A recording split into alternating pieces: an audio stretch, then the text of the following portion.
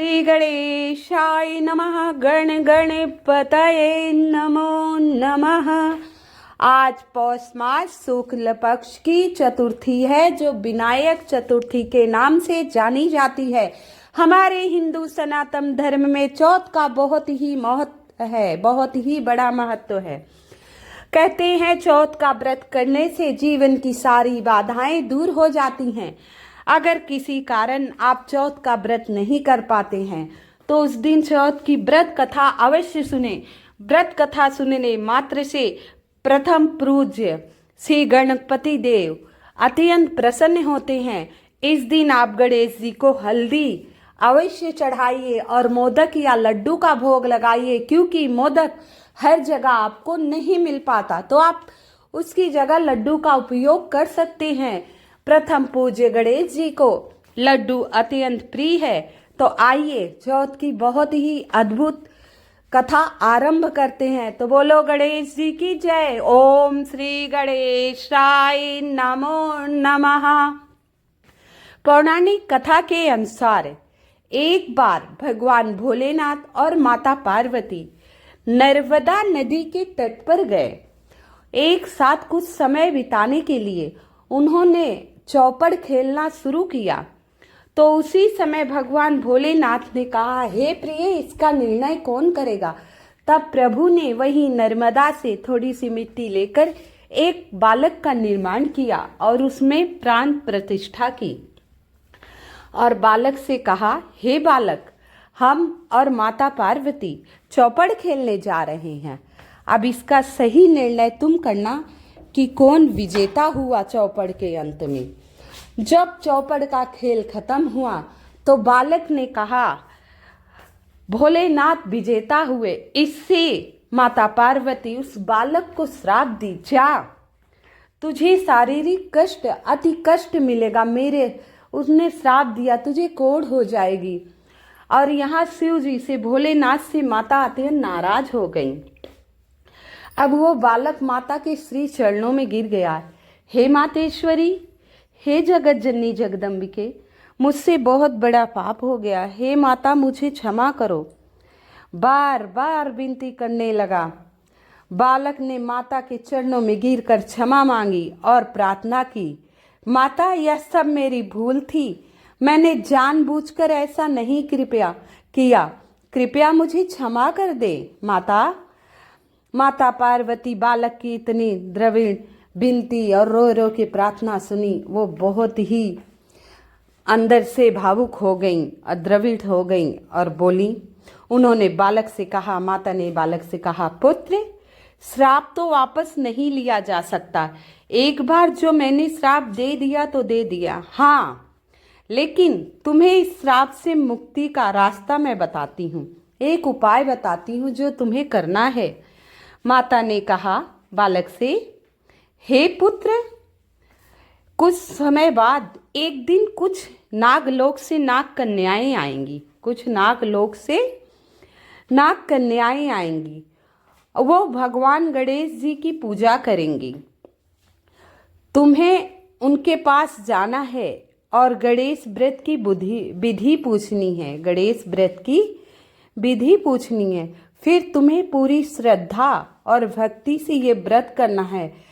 ऐसा करने से इस श्राप से तुम्हें मुक्ति मिल जाएगी। बालक ने माता पार्वती के बताए अनुसार कई सालों तक उस श्राप से जूझते हुए वहीं बैठे रहे और नाग कन्या का इंतजार करते रहे। अब अतः वह दिन आ ही गया। इतने लंबे इंतजार के बाद नाग कन्याएं आईं और पूजा की। तब बालक ने कहा, हे नाग कन्याओं, कृपा मुझ पर दया करो। कौन सा व्रत किया है और गणेश जी के कौन से व्रत का पूजन करने आप आई हैं? कृपया मुझे गणेश व्रत की सारी विधि विधान बता दीजिए, जिससे मैं इस कष्ट भरे जीवन से मुक्ति पाऊं, मेरा उद्धार हो, मैं इस श्राप से मुक्ति पाऊं। तो नाग कन्याएं ने कहा, हे बालक, तुझे ऐसा श्राप किसने दिया? इतना कठिन श्राप किसने दिया? किस कारण ऐसा दुख भोग रहे हो? तो वह बालक ने सारी कथा सुना दी। तो नाग कन्याओं को दया आई और उन्होंने बालक को गणेश व्रत की सारी विधि विधान बताया और इस व्रत को करने के लिए कहा। नाग कन्याएं ने कहा, हे बालक, अगर श्रद्धा विधि से ये व्रत करोगे तो आप अवश्य ही श्राप से मुक्त हो जाओगे। बालक ने पूरी विधि विधान से उस अगले व्रत का इंतजार किया। उस दिन भी उसने पानी नहीं पिया था, लेकिन पूजा पाठ की सामग्री नहीं थी।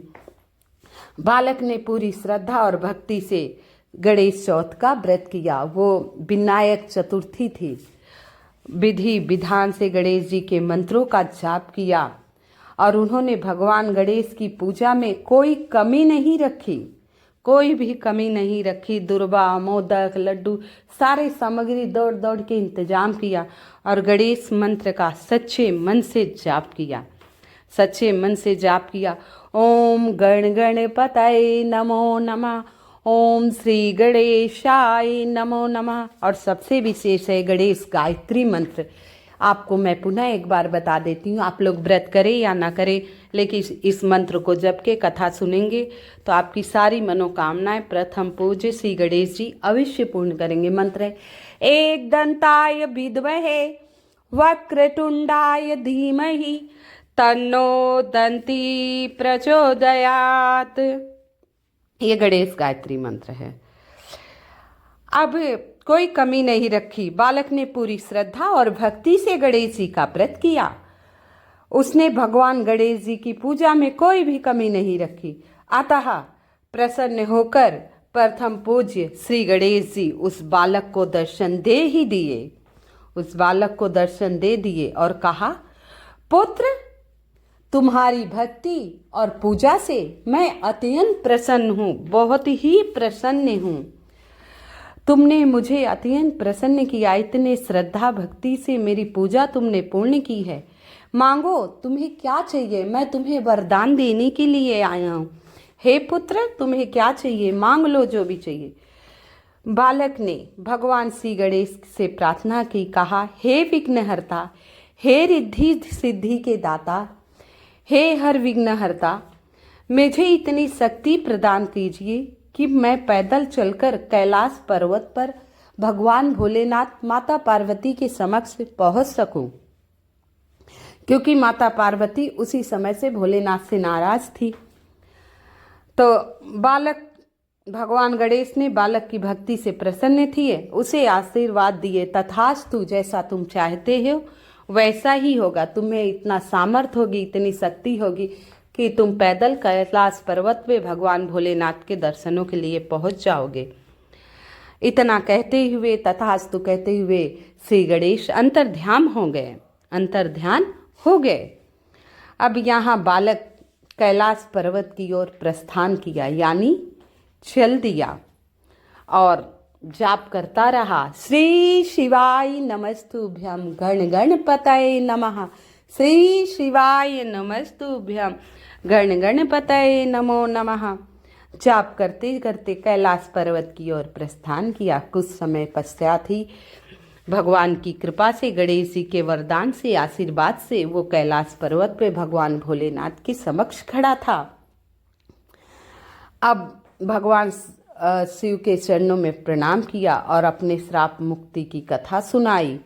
और चौपड़ खेलते समय माता पार्वती भगवान शिव से नाराज हो गई थी। बालक ने भगवान शिव को बताया कि उन्हें भी 21 दिन का व्रत, गणेश व्रत अवश्य करना चाहिए। भगवान शिव ने बालक की बात मानकर व्रत किया। व्रत के प्रभाव से माता पार्वती का क्रोध शांत हुआ और वो भगवान शिव से प्रसन्न हो गईं। तो जो व्यक्ति भगवान गणेश की सच्चे मन से पूजा करता है, उसके सारे दुख दूर हो जाते हैं। इतना ही नहीं, गणेश जी की कथा कहने, सुनने व पढ़ने से जीवन के सभी विघ्न दूर हो जाते हैं। तो आप लोग इस कथा को अवश्य पढ़िए, ज़्यादा से ज़्यादा शेयर और लाइक जरूर कर दीजिएगा। इसीलिए अगर आप लोग इस कथा को पढ़ेंगे, सुनेंगे तो आपकी सारी मनोकामनाएं अति शीघ्र पूर्ण हो जाएंगी। हर विघ्न, बाधा, संकट आपके जीवन से दूर हो जाएगा। कथा कहने, सुनने, हुंकारा भरने वाले की गणेश भगवान सबकी मनोकामनाएं पूर्ण करें। सबके घर में खुशियाँ ही खुशियाँ हैं, सबकी झोली खुशियों से भर दे। तो अब तक आप लोगों ने मेरी वीडियो को लाइक एवं सब्सक्राइब नहीं किया है तो कृपया मेरी वीडियो को लाइक एवं सब्सक्राइब अवश्य कर दीजिएगा। कमेंट में ओम श्री गणेशाय नमः अवश्य लिख दीजिएगा। आप सभी को एक बार पुनः गणेश विनायक चतुर्थी की हार्दिक शुभकामनाएं, बहुत बहुत शुभकामनाएं। भगवान प्रथम पूज्य श्री गणेश जी सब पे मनोकामना, सबकी मनोकामना पूर्ण करे। तो बोलिए गणपति बप्पा मोरया। जय श्री कृष्ण, जय श्री गणेशाय नमः, जय श्री कृष्ण। ओम श्री गणेशाय नमः। ओम गण गणपतये नमो नमः।